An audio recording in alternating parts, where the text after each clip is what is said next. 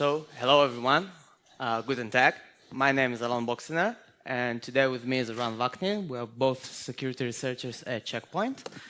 And today we are going to talk about our latest research, ParseDroid. And before we begin, we have a little tradition with every new conference that we come to. So it's selfie time. Be ready, all right? Smile. Come on. Okay. Great. So now that we've selfied, let's begin. So before we begin, let's talk about ourselves a little. So who we are. We're both security researchers at Checkpoint.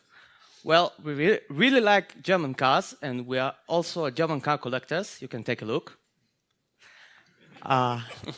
We have LinkedIn accounts and GitHub accounts, so if you have any questions, feel free to ask. And if you have a nice job offer, we are ready to hear. So, what we are going to talk about today? We are going to talk about the research goal for ParseDroid. We're going to deep dive into it. We have a little demo, and if we have some time, questions and answers. So, ParseDroid. Well, the main aim of ParseDroid is targeting the Android development and security community. Basically, ParseDroid is a nickname for multiple vulnerabilities found within the development and research tools that with these vulnerabilities, we could penetrate to every big organization that's performing Android development and security. So, what products are vulnerable? Well, one of the most interesting ones is APKTool. Well, if you are not familiar with it, it's an open source tool written in Java. I will elaborate it in a minute. What else? Well, Android Studio, IntelliJ, and Eclipse. These are the three most famous IDEs for Java and Android development, and we focused on them. Some say that there are more IDEs that are vulnerable too, but we focused on these ones. So, let's begin. And everything began with an internal pen test that we performed on Checkpoint product. Well, this product was executing APKTool. And we found it interesting to get into APKTool because there are not many vulnerabilities that are found within APKTool. And we thought that it would be interesting. So, as I said, APKTool is an open source tool written in Java. It has two main functionalities, the building and decompiling functionalities. Well, basically, it's taking an APK, which is a zip file, and building an APK is taking the whole files that needed to be inside the file that you install on your Android devices for installing an application and packing them into one APK. And decompiling is the opposite. It's taking the APK and spreading files inside it. Inside the decompiling functionality, well, APKTool is decompiling the DEX files. So you have a readable code.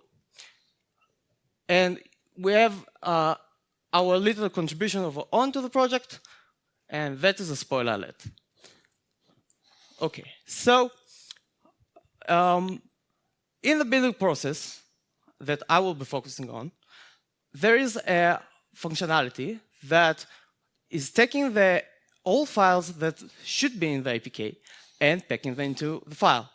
And there are many XML files that are found inside an APK. And as there are some XML files, they're probably an XML parser. And as we all know, XML parser suffers from many vulnerabilities. One of them is an XXE. XXE found inside the building functionality of APKTool. And that exposes the whole victim operation system to the attacker. And one of the most interesting XML files is the Android manifest.xml file. And this file, we could inject a malicious XML code that looks like this. And that way, we could steal any file that we desire to from that victim. So, that looks like this. The victim has a super secret password file. Well, the victim is building our malicious APK. And while the victim is building the malicious APK, the attacker has its files. All right. So this was the review of the APKTool vulnerabilities, actually performed by Alon. And now we start focusing on some other tools to be exploited.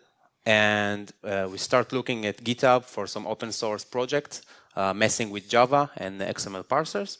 And we came through the IntelliJ IDEA code, which is an open source tool. And then we found the XML parser configuration, which is also vulnerable to XXC attack.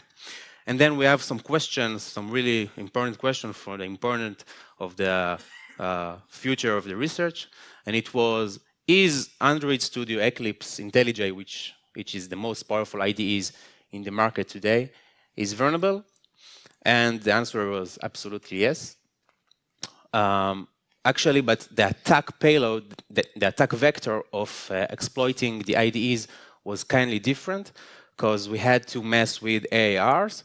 AARs, to those who are not familiar with, it's like library for building an application. Every Android application developer need to have some AARs inside his application to leverage his functionality of the project and make his applications more big and strong and beautiful.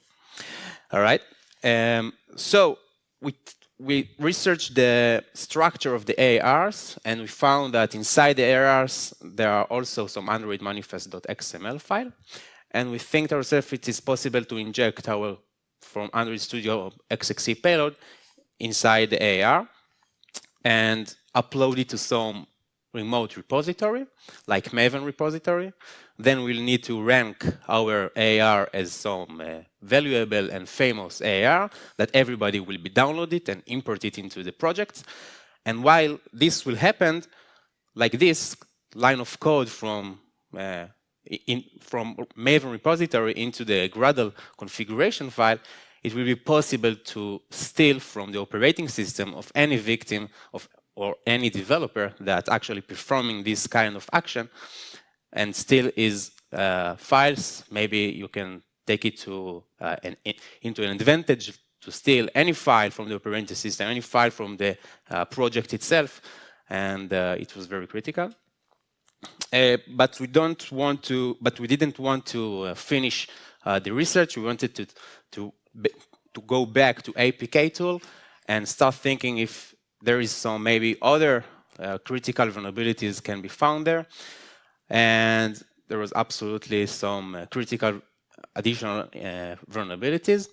Like the APKTool has some configuration file called apktool.yml. This configuration file actually configured the APKTool how to decompile the appropriate sections of the APK. And inside the apktool.yml, there is a section called unknown files that is responsible to tell the APKTool which files or folders should not be decoded within the decompile process.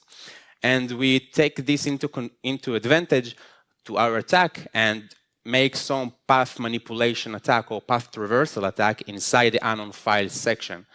And this would lead to path traversal, which possibly can lead to RCE or on some APK analyzers, or APK decoders, which is in online services. And on the offline section, there is some possibilities to move some necessary files of the operating system, and when the boot loads on some other critical area, it will be executed on the operating system itself.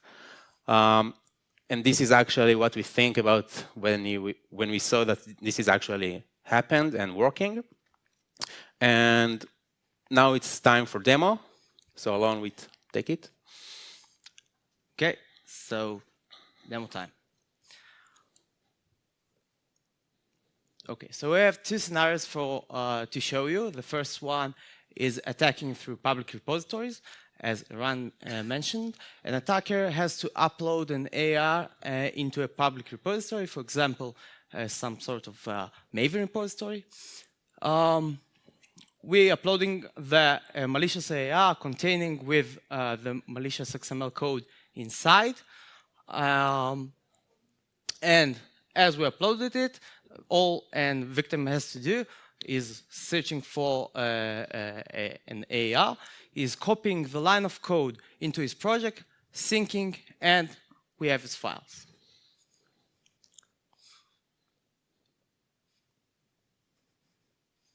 Okay. So we stole some files.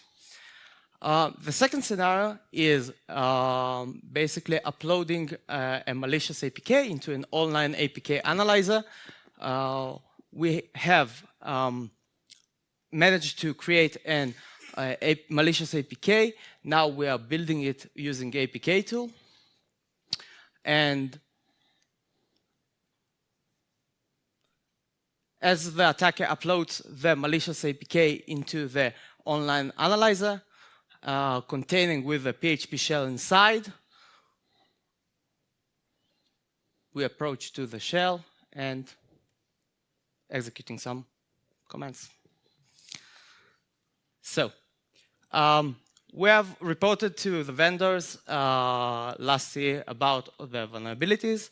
They all came across and told that it was nice. Google had even sent us a nice catch mail, but no money because Android Studio is not a bug bounty program.